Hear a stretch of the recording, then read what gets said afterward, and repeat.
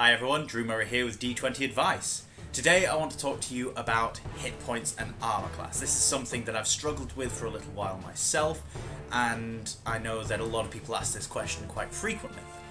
So I thought I'd chime in with my 2 cents. Essentially, in Dungeons & Dragons, hit points and armor class are 2 separate systems that work together during the combat. The armor class is how good you are at avoiding damage, and your hit points is how good you are at dealing with damage. Now, when you think of it in terms of physical damage and harm happening to the character, it can get a little dicey and complicated. But first, I'll dip into armor class and a description of that to kind of demonstrate how hit points and some of the descriptions it's received to help with the narrative flow sometimes don't quite work. Now, armor class, or AC for short, is a score that is to be beaten by a die roll that an opposing player rolls. So a fellow party member, at very rare occasions, can try and beat your armor class, or, by and large, it'll be monsters, and you'll be trying to beat their armor class with your die rolls. Armor class is improved by your dexterity. When it comes to the monk and other classes, the wisdom score sometimes, demonstrating how good you are at dodging, weaving, getting out of the way of damage, and also how intuitive you are at where someone's going to strike, so you can move out of the way a bit faster. And on top of that, you've also got your physical armor, the armor that you wear, so leather armor, plate armor, shields, all that kind of stuff helps improve your armor class because you are avoiding damage. If someone were to try and touch you with a magic spell that requires them to touch you on the shoulder and shock you, like Shocking Grasp, then your armor is discounted from the calculation because the armor isn't stopping them from touching you, just from getting through the armor to your skin, but they don't need to touch your skin, they just need to have hold of you, your person, and so the armor class is discounted.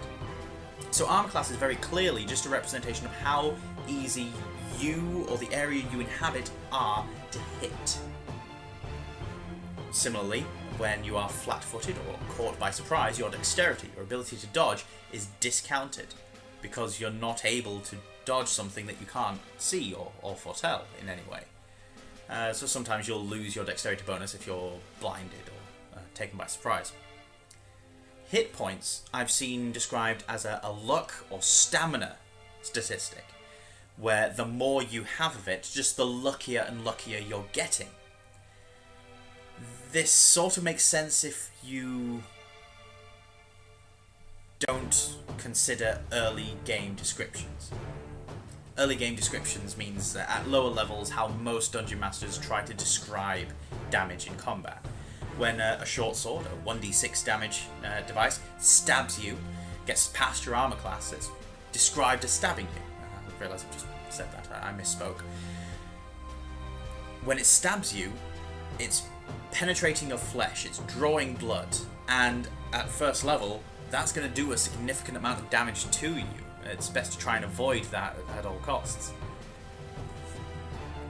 But at higher levels, do you describe it the same way? A sword stabbing you through the chest?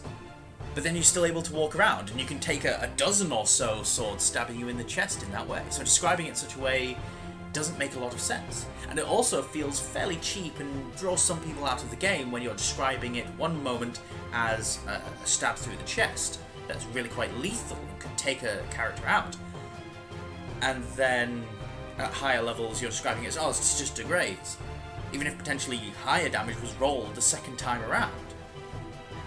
Did they aim wrong? No. So it all depends on how we're describing this and thinking about it, visualizing what hit points are, that changes the nature of the game for us. We can consider it as this kind of luck value that gets higher and higher, and that could play into the narrative a little bit, but again, you've got to be careful with that, because if you're representing it as pure luck, the ability to avoid dangerous blows, that's stepping on the toes of armor class ever so slightly. You're starting to confuse the 2 mechanics slightly. So, I would suggest that you consider it an inverted system. So instead of low-level characters just not having a lot of something and then high-level characters getting more and more of something to add on to themselves, consider it something that's always there and it's unlocking potential. Think about monks in training. They're able to shut off parts of their mind. I'm describing this broadly and generally. They're able to shut off pain and ignore certain external stimuli and carry on with whatever it is that they're doing. Soldiers, if they're given enough combat experience and they've got a cool and level head, if they're psychologically well looked after, then they are able to deal with more and more combat stresses. So your hit points could be considered a combat stress statistic. But again, the amount of damage a weapon does isn't necessarily proportional to how scary the weapon is. You've got a will save, or in 5th edition, a wisdom save to deal with fear effects. And so it starts to blur the lines between certain game mechanics that aren't necessarily involved in hit point calculations. So again, it starts to crumble to pieces when you start considering it too much in that way.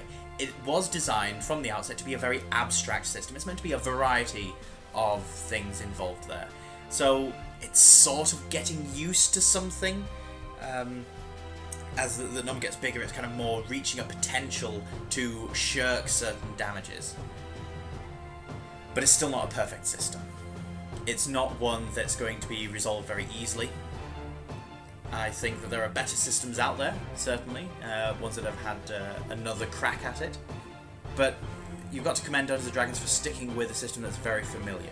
It certainly evokes the mechanical side of role-playing games. It gets people to see what the connection between Dungeons & Dragons and all of its legacies are. Hit points are used in a myriad of computer games these days. Some that have almost no role-playing elements whatsoever, but hit points as a numerical value are used during the coding process, and how that's represented on the screen, it can vary wildly. Sometimes it's just a health bar that diminishes in fighting games or shooting games, first-person shooters especially.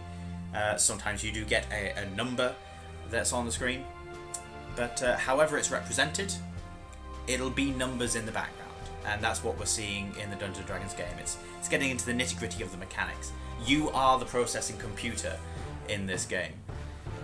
So that's a brief overview of armor class and hit points. I hope you guys got something out of this video. What we should be walking away with is that hit points are meant to be abstract. There are difficult things to consider when you're looking at comparisons between lower level and high level characters. If you're dealing just with low level characters or just with high level characters and it's a one-shot campaign or adventure, describe it however you see fit. You can describe it as stabs through the chest for successful hits, or just grazes across the arm. The amount of damage done is more to just diminish a score and get people down to 0. Low-level characters fainting at the sight of blood or whatever. Or you could consider it a physical thing, so higher-level characters start to get a little odd in that way of thinking. So a stab through the chest is just nothing to them, but it could add a certain amount of levity if you're running a funny campaign, or if it's kind of a gruff, nonsensical superhero type game. You could describe it in many different ways. Some people I've known describe hit points as sort of like a force field, where essentially it's just the one that diminishes you to 0 hit points that's actually a proper hit against your health, and everything else is more like a stamina. You dodging at the last minute after your armor class, so just getting out of the way. You may be getting a bruise or a scrape or something, but there's only so many of those that you can do, and you can do more and more of them as you level up. It's a good way of thinking about it, and it's one that I think works the best when it comes to narrative descriptions, but it isn't fully supported by the rules as given, and it does kind of step on the toes of armor class, I think. So let me know what you guys think. Let me know down in the comments below. Start a conversation about how you guys describe hit points, how are hit points and armor class used in your games, and any other gaming systems apart from Dungeons & Dragons. What hit point systems do you think worked the best? Personally, I quite enjoy the Uni-Systems method of dealing out damage, and same with Mutants and Masterminds. It's a D20 system by Green Ronin Publishing, but they've got a very good way of calculating damage, and I quite enjoy it. It definitely works well with the kind of stories that they're trying to tell, kind of rough and tumble superhero stuff. Yeah, let me know down in the comments below. Like and share this video around. Let's get lots of people involved in gaming. Cool. That's the video. That's the video. Bye.